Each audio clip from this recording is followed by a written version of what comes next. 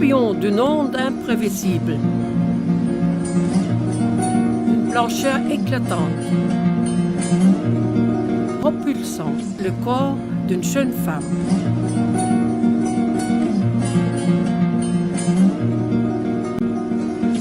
Un globe en cristal. Un œil immense. L'œil de la conscience. J'ai vécu quand même une grande partie de ma vie adulte déjà sur les rives de la Méditerranée. C'est quand même le berceau de la plus ancienne culture et des grandes œuvres d'art de l'histoire. Donc, cette accumulation de mythes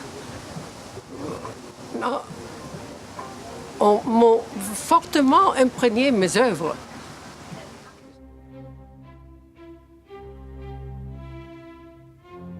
Dans l'Antiquité, les Olympiades représentaient le plus grand des défis. L'époque moderne en a ajouté beaucoup d'autres, comme l'aventure de l'espace, la génétique, etc.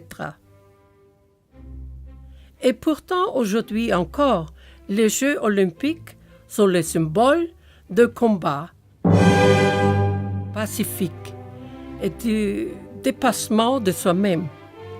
Mais ces trois athlètes acrobatiques, dans leur équilibre instable, symbolisent aussi les défis que nous devons affronter dans notre vie en général. Parce que c'est très important pour nous, parce qu'on vit, même actuellement, contemporainement,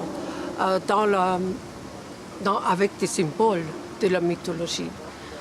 Donc c'était mon voyage avec l'Ulysse, qui était vraiment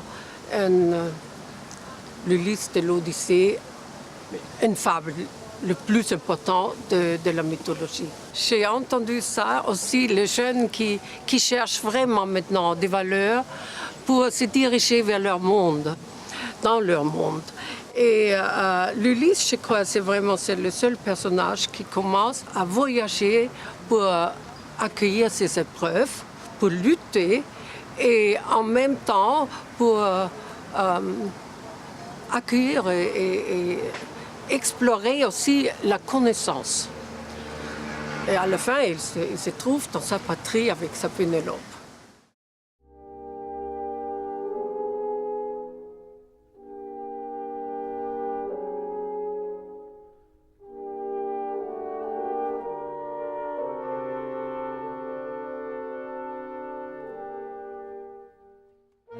J'ai créé ma Carmen pour la commémoration de 50 ans de reine du prince Régnier. C'était une commande des amis de l'Opéra de Monte-Carlo et la sculpture se trouve aujourd'hui au Palais Princier. Contrairement à mes autres figures féminines, l'amour de Carmen est violent, à l'image de sa mort.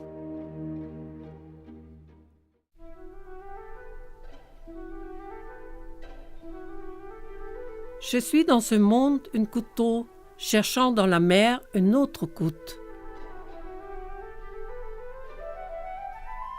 Je me précipite pour trouver mon compagnon et me dissous lors de cette quête.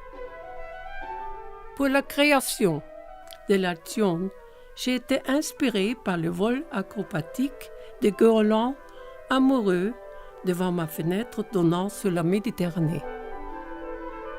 Quelle élégance, quelle légèreté, quelle liberté et économie dans l'effort. Une leçon pour les pauvres pipettes que nous sommes.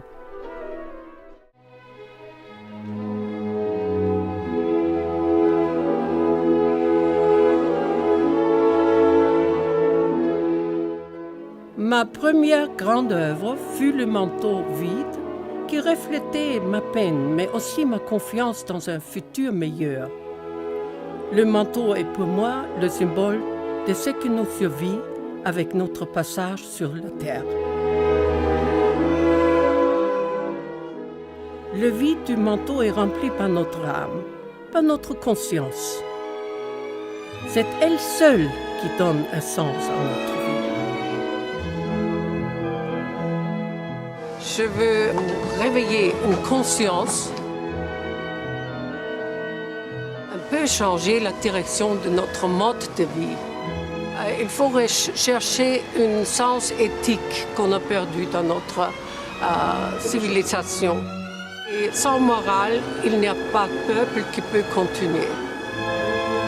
C'est la première fois depuis Michel-Ange qu'une sculpture devait être travaillée dans la carrière en raison de sa taille, et aussi la première fois qu'une œuvre est sculptée tant à l'extérieur qu'à l'intérieur. Cet exploit m'a valu, en 2008, le prix Michelangelo. Et je suis la première femme honorée par cette distinction.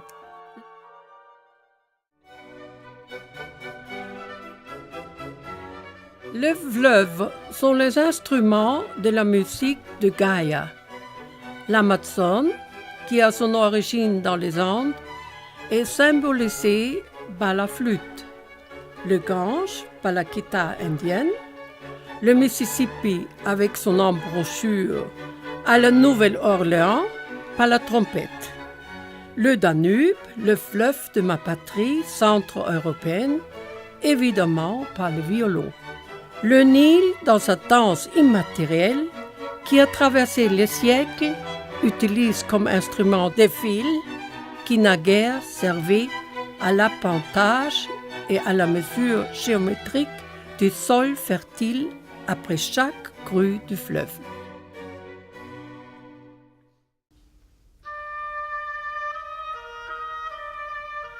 Eurydice, la beauté est éternelle.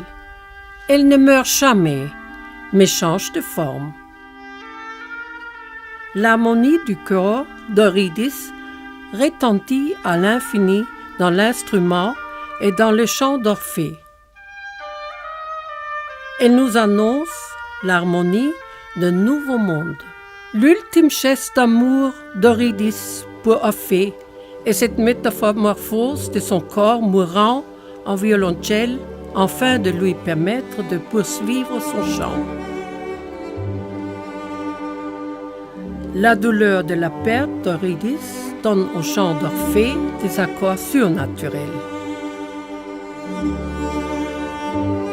C'est un message de consolation. Une perte que nous considérons irremplaçable peut générer en nous de forces nouvelles.